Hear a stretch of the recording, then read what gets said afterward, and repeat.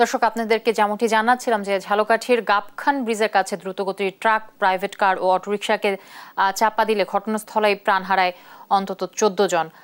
দর্শক, এই বিষয়ে খোঁজ খবর রাখছেন সহকর্মী হাসিবুল হাসান। এই মুহূর্তে সরাসরি যুক্ত হচ্ছেন তিনি।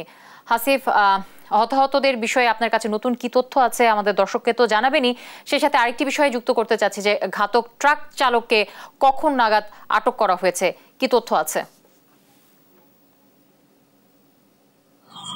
যেটা জানেন যে ইতিমধ্যে দর্শককে আপনারা জানিয়েছেন যে বরিশালের বরিশাল ঝালকাঠি সড়কের গাবখান সেতু ব্রিজ চলে দুপুর 2টা নাগাদ দেখছি যে একটি বেপরোয়া ট্রাক চাপায় অটো রিকশা এবং প্রাইভেট কারের চাপা পড়ার কারণে ইতিমধ্যে 14 জন মানুষ মারা গেছে এবং ঘটনাস্থলে 11 জন মানুষ মারা যায় এবং চিকিৎসাধীন অবস্থায় আরো 3 জন 14 জন। এই 14 জন নিহতের ভিতরে হচ্ছে 7 জন পুরুষ, 4 জন নারী এবং 3 জন শিশু। ইতিমধ্যে জেলা প্রশাসন থেকে বেশ কিছু খবর আমাদেরকে সংবাদ কর্মীদেরকে জানানো হয়েছে। তার ভিতরে একটি হচ্ছে যে এই যারা 14 জন মানুষ মারা গিয়েছে তাদেরকে প্রতিটি পরিবারের পক্ষ কাছে জেলা প্রশাসন থেকে 5 লাখ টাকা করে দেওয়া হবে। এছাড়া বরিশাল শেরেবাংলা মেডিকেল কলেজে এবং ঝালকাঠি সদর হাসপাতালে যারা চিকিৎসাধীন আছে তাদেরকে 50,000 টাকা করে দেওয়া হবে চিকিৎসা বাবদ। এবং জেলা প্রশাসন থেকে জানাচ্ছি এই যে মর্মান্তিক সড়ক দুর্ঘটনাটি কি কারণে ঘটেছে এবং এর জন্য কে দায়ী সেই বিষয়ে এবং সকল বিষয়ে একটি তদন্ত কমিটি তৈরি করা হয়েছে, 4 সদস্য বিশিষ্ট তদন্ত কমিটি। এবং এই তদন্ত কমিটি প্রদান করা হয়েছে অতিরিক্ত জেলা প্রশাসক সাদিক রুহুল আমিনকে প্রদান করে এই তদন্ত কমিটি করা হয়েছে এবং 3 দিন সময় বেঁধে দেওয়া হয়েছে। 3 দিনের ভিতরে এই রিপোর্টটি দিতে বলা হয়েছে।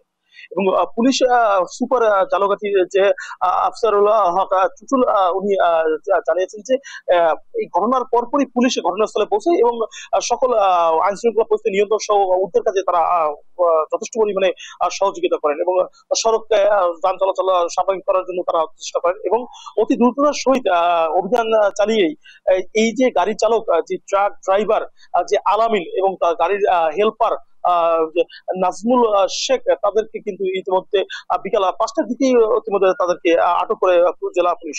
এবং পুলিশ একটি বিষয়ে পুলিশ সুপার জানিয়েছেন যে এই যে ঘাতক ট্রাকটি হচ্ছে যে খুলনা থেকে সিমেন্ট নিয়ে হচ্ছে ঝালকাঠির এলাকায় যে গাড়ি চালক আলামিন নিজ বাড়ির দিকে যাচ্ছিল এবং তবে এই ট্রাকের গাড়ি চালক কিন্তু আলামিন নয়, সে অন্য একটি গাড়ি চালনা করতেছিল এবং প্রাথমিকভাবে বলছে যে গাড়ির নিয়ন্ত্রণ হারিয়ে এই দুর্ঘটনা ঘটছে বলে এই আগে আটককৃত গাড়ি চালক জানিয়েছে। এবং গাড়িতে অবস্থান করা ওই দুর্ঘটনায় আহত একজন ব্যক্তি ছিল রুবেল, চিকিৎসাধীন অবস্থায়। উনি জানিয়েছেন যে এই যারা যাত্রী ছিল তার বেশিরভাগ যাত্রী হচ্ছে যে ঝালকাঠির জেলারই হচ্ছে যে গাবখান ইউনিয়নের মাঝিবাড়ি এলাকার লোকজন। তারা একটি বিয়ের অনুষ্ঠানের বহুবের অনুষ্ঠানে যেতেছিল যে গাবখান ব্রিজের অপোসাইটে ওপরে কৃত্তিবাসা ইউনিয়নের শশীঘাট নামক স্থানে।